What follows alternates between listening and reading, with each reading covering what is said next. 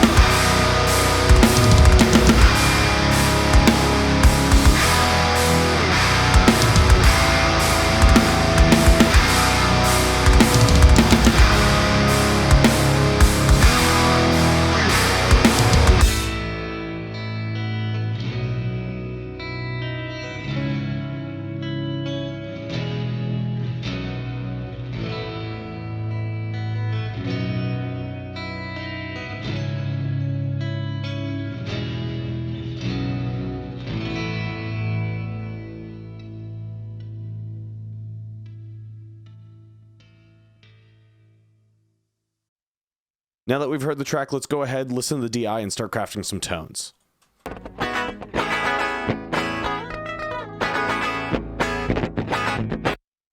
As you can tell, nothing too spectacular, so let's go ahead and load up Toneforge Jason Richardson.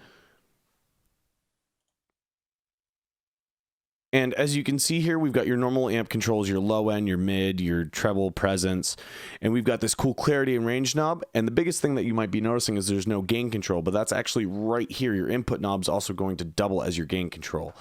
So let's start listening to it out of the box and just start making adjustments until we get something that sounds good.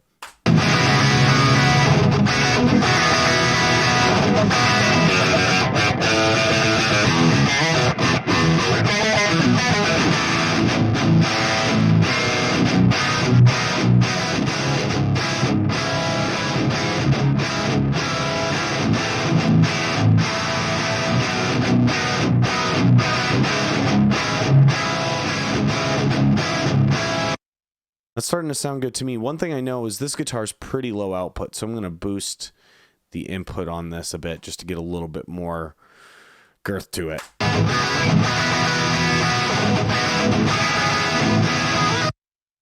let's mess around with the clarity and range. So the clarity to me, it seems like it's almost basically picking where in the upper mids we kind of want to have that focused. So let's go through and mess around with that in the range control and see if we can come up with something that we like.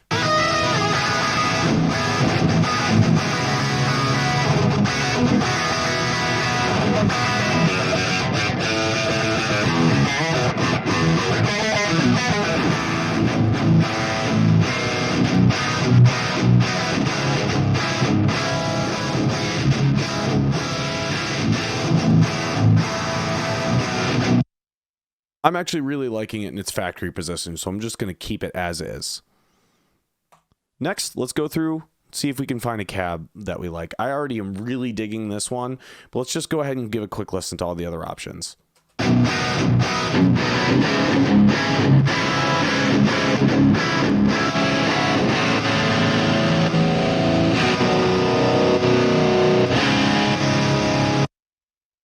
And like I said, the original one that it loads up with stock sounds great to me. You can also load in your own right over here as well too if you have your own IRs that you prefer.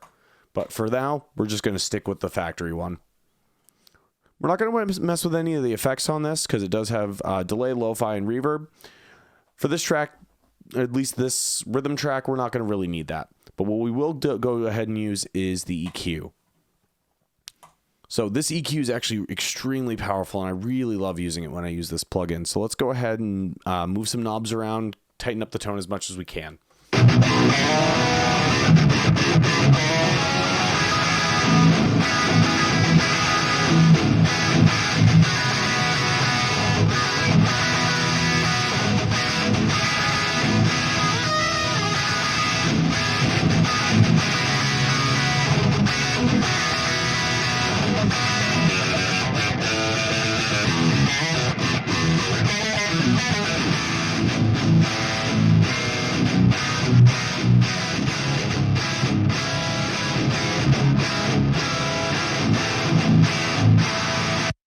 That's sounding pretty great to me. Last but not least, though, we have this low-end compressor, and what's great about it is your low range knob right here dials in where you want the frequencies underneath to be compressed. Your reduction knob is obviously just saying how much reduction you want to do.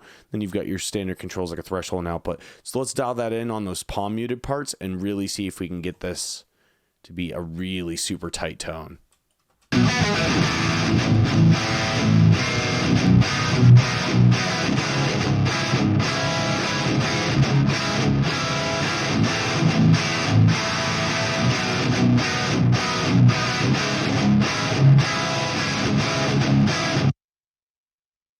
And right there, I think we're pretty good. I might want to mess with the threshold a little bit just to dial it in, but let's see.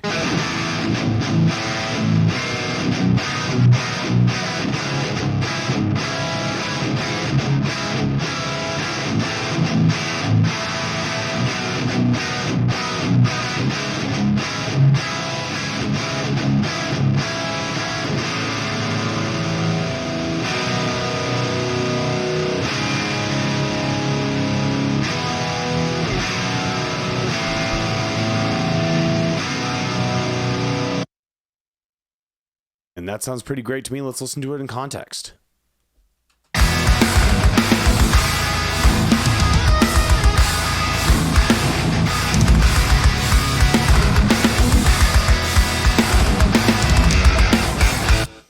Sounds great to me. So let's go ahead and craft a lead tone.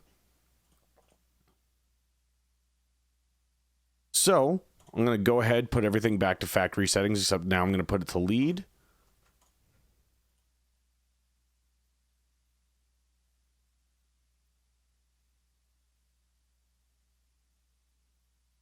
Let's get crafting.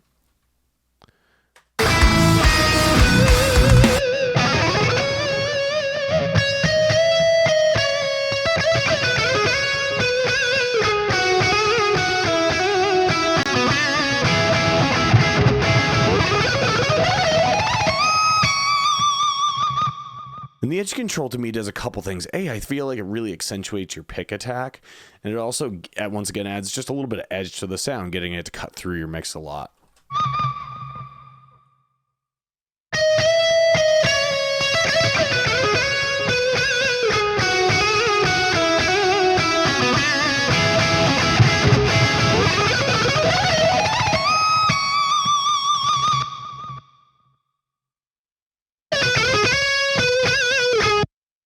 For the effects that I set up, all I'm using is the delay and the reverb, and I actually have, so I have the mix dialed in at 8, feedback in at 17, width at 0, and the time I just pulled up a calculator and dialed it in to be the right millisecond response for this particular tempo.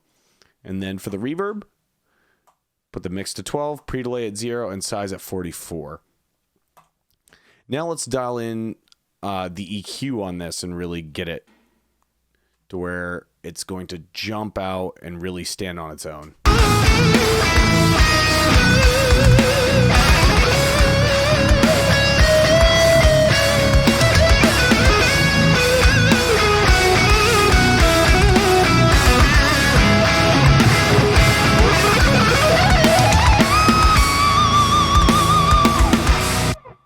And yeah, as we hear it now, we're getting a little bit more, a little warmer of a tone. It's cutting through a little bit more. And you know what? Maybe let's see if the low end reduction will help it out at all.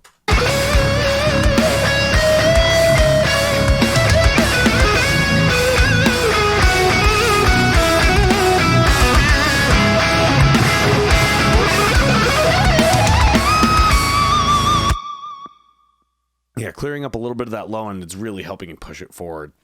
So I'm really enjoying that. Last but not least, let's just go to the cleans.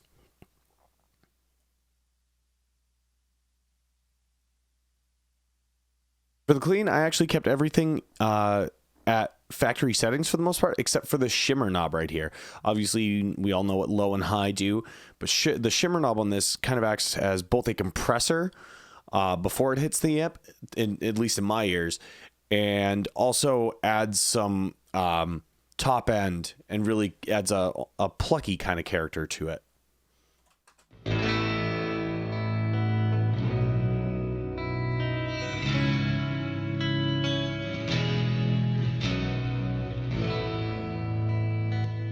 Just adds this nice gloss and sheen to the top end that I haven't been able to replicate with anything else.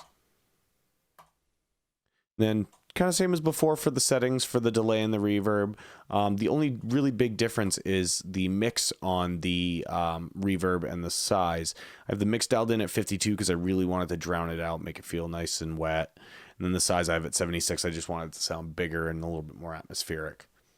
So there you go. That's kind of a quick walkthrough on Toneforge Jason Richardson. Can't wait to hear what tones you guys get out of it.